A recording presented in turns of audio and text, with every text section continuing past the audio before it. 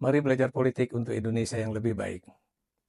Please subscribe, like, comment, and share YouTube saya. Teman-teman, hari Kamis 13 Maret 2025 kemarin, Presiden Prabowo Subianto melakukan suatu silaturahmi dengan rektor-rektor universitas negeri, swasta, universitas keagamaan, dan juga kalangan-kalangan akademisi yang lain. Dan hadir pada acara tersebut Menteri Pendidikan Tinggi, Sains dan Teknologi, Dr. Bryan Yuliarto. Lalu ada 184 rektor perguruan tinggi dari seluruh Indonesia yang terdiri atas 124 rektor perguruan tinggi negeri, 40 perwakilan rektor perguruan tinggi swasta, dan juga 18 rektor perguruan tinggi keagamaan, serta perwakilan dari lembaga layanan pendidikan tinggi.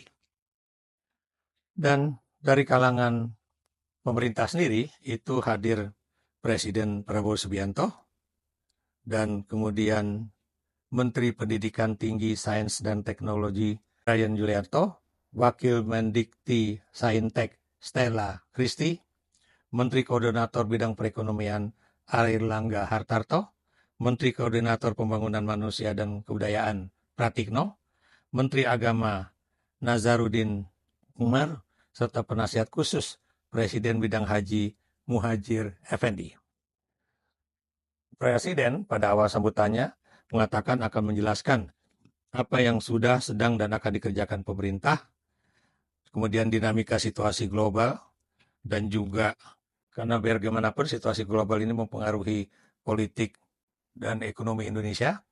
Namun setelah pembahasan mengenai tadi saya katakan sambutan awal itu, pertemuan itu bersifat tertutup. Ini yang buat saya aneh. Buat apa kemudian mengumpulkan orang-orang dari perguruan tinggi, baik PTN, swasta, dan juga keagamaan, lalu pembahasan di dalam pertemuan tersebut yang berawal pada 16.30 dan berakhir pada 18.30 itu, dan juga dengan makan malam buka puasa bersama itu kemudian disebut bersifat tertutup. Kita bertanya-tanya, ada apa antara presiden dan kemudian dengan kalangan perguruan tinggi? Kita tentunya harap-harap cemas apakah ini ada upaya dari presiden untuk membungkam suara dari perguruan tinggi Mengapa saya katakan demikian? Memang presiden mengatakan atau selalu mengatakan bahwa dia terbuka pada kritik kampus. Tapi ketika anak-anak muda dari kalangan kampus misalnya menyatakan bahwa jika Anda ingin memperbaiki ekonomi Indonesia, lakukan dulu dengan mengurangi jumlah kabinet Anda yang gemoy itu yang kabinetnya itu lebih dari 100 menteri dan wakil menteri, dan juga pimpinan lembaga yang jumlahnya lebih dari 109 orang. Karena itu memakan biaya tinggi. Dan Anda masih ingat apa kemudian tanggapan Presiden Prabowo? Gemoy, ndasmu, atau ndasmu gemoy. Jadi itulah apa yang saya katakan, bahwa di satu sisi itu ucapan beliau mengatakan bahwa saya terbuka terhadap kritik, termasuk dari kampus. Tapi ketika kemudian mahasiswa atau kalangan intelektual itu mengkritik mengenai jumlah anggota kabinet dan juga pimpinan lembaga yang lebih dari 109 orang, beliau langsung menyatakan, ndasmu gemoy. Dan kemudian kita juga tahu mengapa Menteri Pendidikan Tinggi, Sains dan Teknologi yang baru dilantik bersamaan pada 21 Oktober lalu itu akhirnya mengundurkan diri atau mungkin didesak untuk mengundurkan diri. Antara lain Pak Satrio itu menyatakan bahwa dia diminta untuk meredakan kampus supaya tidak ada yang disebut dengan demonstrasi-demonstrasi. Padahal kita tahu demonstrasi itu adalah bagian dari demokrasi. Kampus tidak mungkin dibungkam. Kampus juga tidak mungkin diatur-atur secara paksa. Dan kita juga tahu kalau Presiden Prabowo itu benar-benar ingin mendengarkan suara kampus, dia harus membiarkan misalnya Dewan Guru Besar UI itu mencabut gelar Bahlil Lahadalia dari gelar doktornya. Mengapa? Karena jelas-jelas itu melanggar etika akademis. Walaupun dia adalah menteri beliau dan juga ketua umum Partai Golkar, beliau harus menunjukkan keteladanan sebagai seorang presiden yang kemudian menerima hasil dari putusan Dewan Guru Besar UI yang kemudian mencabut gelar Dr. Bahlil Lahadalia.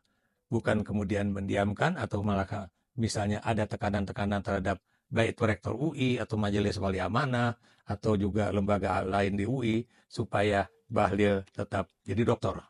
Dan buat saya, ya, apa yang disebut sanksi oleh rektor UI bahwa Bahlil itu harus memperbaiki disertasinya, ya, dan bahwa dia harus melakukan hal-hal perbaikan besar dari disertasinya, itu bukanlah sanksi.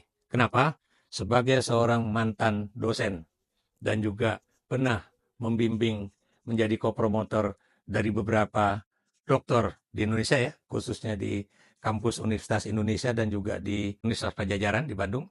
Saya selalu mengatakan, ya, bahwa setelah seorang calon doktor itu mempersembahkan disertasinya ke halayak umum, tentunya dia harus memperbaiki disertasinya sebelum layak mendapatkan gelar doktor.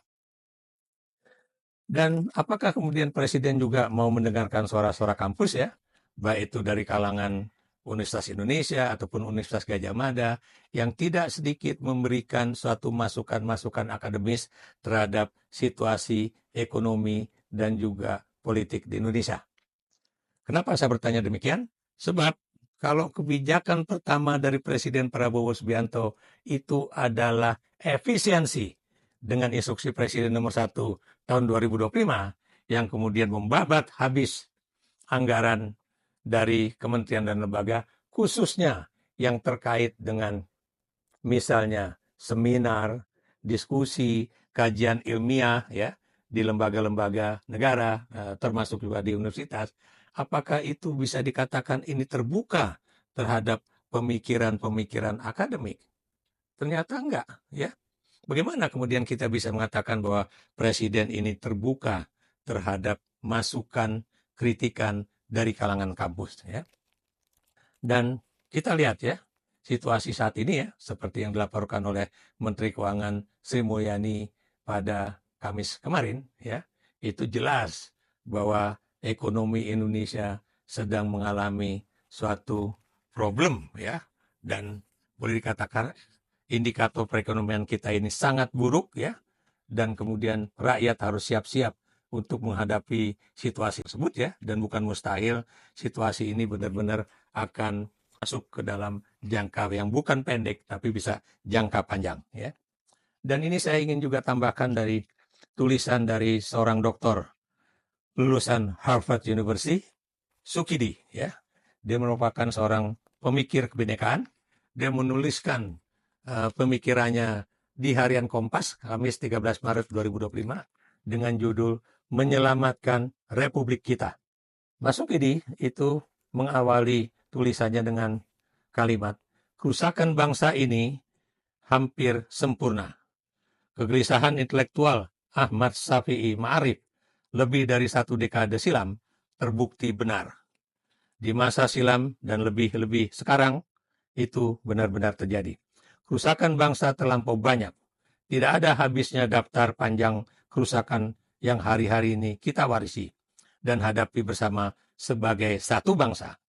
Saat perhatian kita tertuju pada salah satu di antara banyak masalah yang terwariskan dari masa lalu, tiba-tiba masalah baru terungkap ke publik. Kita pun gagal dalam melihat secara jernih benang merah yang menjadi akar utama masalah bangsa.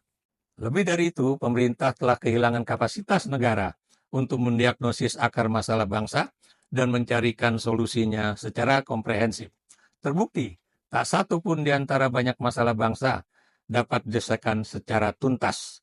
Setiap hari kita hanya mewarisi masalah, menciptakan masalah baru, dan akhirnya memanen segudang masalah. Segudang masalah bangsa yang tak pernah dituntaskan hanya membuat republik kita sulit untuk dikemudikan secara sehat. Di ujung perjalanan bangsa, hanya sedikit di antara kita mulai menyadari suatu kegentingan republik bahwa a ship that can be steered is a ship that will sink. Ya, jadi ini adalah tesis dari Lawrence Lessig ya dari Universitas Harvard dalam Republic Lost: How Money Corrupts Congress and a Plan to Stop It. Ini tulisan ini terbit 2011 ya di Harvard University ya dari seorang alumni Harvard ya, dan ini yang kemudian juga disitir oleh Dr. Sukidi. Agar kapal bernama Republik Indonesia tidak tenggelam dan dapat kembali berlayar, kita mulai dengan pengakuan jujur bahwa Republik kita memang sedang menghadapi segudang masalah yang tak pernah dituntaskan. Ya. Lalu, dari mana kita mulai untuk memperbaiki setepuk masalah bangsa ini? Pertanyaan ini seyogyanya kita maknai sebagai panggilan luhur untuk menyelamatkan Republik dari kerusakan yang sempurna. Republik ini adalah milik kita bersama dan memang sejak awal didirikan untuk mewujudkan kebaikan hidup bersama. Saya tidak memperpanjang bacaan dari tulisan Mas Sukidi ini, tapi saya lanjut saja ya. Sebetulnya apa sih akar masalah bangsa yang paling utama ya? Kita mengetuk kesadaran nurani presiden, para menteri, dan mereka yang diberikan amanah sebagai penyelenggara negara untuk menyelamatkan republik ini bukan hanya dengan menebas cabang-cabang kejahatan atau the branches of evil ya. Jadi cabang-cabang kejahatan itu ya, melainkan juga, dan ini yang terpenting dengan menyerang akar kejahatan, the root of evil ya, akar kejahatan. Mereka mesti bertindak bersama sebagai penyerang terdepan akar kejahatan bangsa bernama KKN, korupsi, kolusi, dan nepotisme. Cara yang efektif adalah tidak melalui pidato besar, ya, tetapi justru dengan keteladanan bernegara yang terbebas dari perilaku korupsi, kolusi, dan nepotisme. Di tengah gelombang krisis keteladanan moral pada semua lini kehidupan berbangsa, Republik ini benar-benar merindukan tradisi kepemimpinan politik yang otentik dengan menghadirkan keteladanan yang hidup, yang dimulai dari diri sendiri dan orang-orang terdekatnya di pusat-pusat kekuasaan tentang keharusan penyelenggaraan kehidupan bernegara yang terbebas dari korupsi, kolusi, dan nepotisme. Inilah prasyarat utama terwujudnya keadilan dan kesejahteraan bersama seluruh rakyat Indonesia. Kita tahu apa yang disuarakan oleh mahasiswa di dalam demo-demo jalanan mereka, khususnya sebelum bulan puasa ini berjalan ya. Mereka mengatakan Indonesia gelap ya. Kalau Luhut Panjaitan mengatakan yang gelap itu kamu, bukan Indonesia. Indonesia terang benderang. Kalau saya menyitir kalimat Pak Luhut, memang terang benderang korupsi, kolusi, dan nepotismenya ya. Anda bisa lihat ya dari jabatan-jabatan sipil misalnya ya. Apakah itu juga terjadi korupsi, kolusi, dan nepotisme? Termasuk juga di jabatan-jabatan tinggi kemiliteran ya. Pak Luhut juga bisa bertanya pada diri sendiri, apakah beliau juga melakukan KKN ya, terkait dengan apakah keluarganya ada yang langsung meroket jabatannya baik di jabatan sipil ataupun militer karena posisi dia yang waktu itu dekat sekali dengan Joko Widodo. Demikian juga Prabowo Subianto. Kita juga bertanya pada Bapak Presiden, apakah beliau sudah menghilangkan pikiran-pikiran dia di masa lalu yang tidak suka dengan gerakan pro-demokrasi di Republik Indonesia ini pada 97-98 yang lalu ya. Dan apakah sekarang dia benar-benar bisa menerima masukan-masukan dari kampus, termasuk dari kalangan mahasiswa, yang biar bagaimanapun itu juga masih meneriakkan anti korupsi, kolusi, dan nepotisme. Biar bagaimanapun, yang namanya pandangan-pandangan kampus itu adalah sesuatu yang otentik. baik yang dilakukan oleh para guru besar, baik yang dilakukan oleh lembaga-lembaga penelitiannya, ya, seperti lembaga penelitian atau pengkajian ekonomi dan bisnis di Fakultas Ekonomi dan Bisnis Universitas Indonesia, ataupun yang dilakukan di Pajajaran, kemudian UGM, atau universitas-universitas swasta yang lain, ya. Ketika mereka menuliskan masukan-masukan atas dasar kajian-kajian mereka yang begitu lengkap dan sangat baik, ya, itu kemudian diterima oleh Presiden. Kalau iya, berarti Presiden itu benar-benar melakukan kebijakan-kebijakan atas dasar hasil penelitian atau research. Tapi kenyataannya kita tahu efisiensi yang dilakukan oleh Presiden Prabowo itu adalah bukan research-based policy.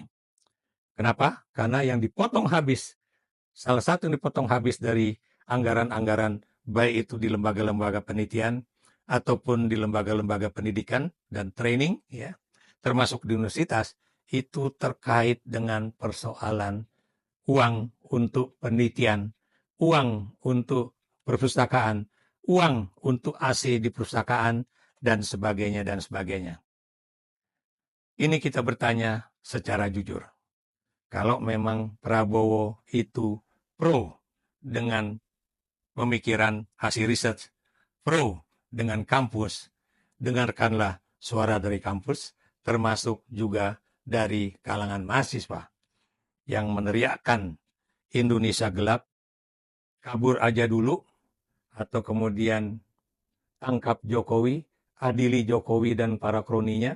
Semua itu adalah apa yang dimaksudkan oleh Dr. Sukidi, bahwa the core of evil atau akar dari segala kejahatan di Republik Indonesia ini adalah KKN.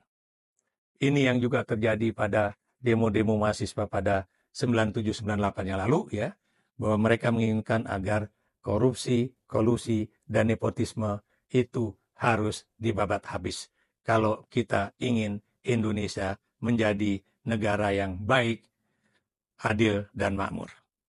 Sepertinya Presiden Prabowo Subianto mengumpulkan para rektor perguruan tinggi negeri, swasta, dan juga universitas-universitas yang mengajarkan mengenai agama, itu dengan tujuan agar para dosen dan mahasiswa itu benar-benar bisa dipegang oleh para rektornya, agar kampus itu benar-benar tenang, tidak ada gejolak, tidak ada gerakan-gerakan mahasiswa.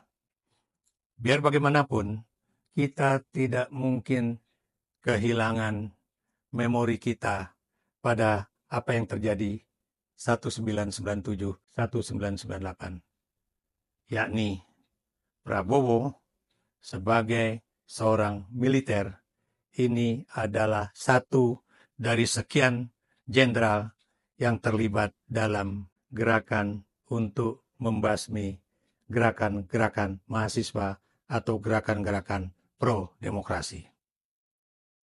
Berikan pendapat Anda.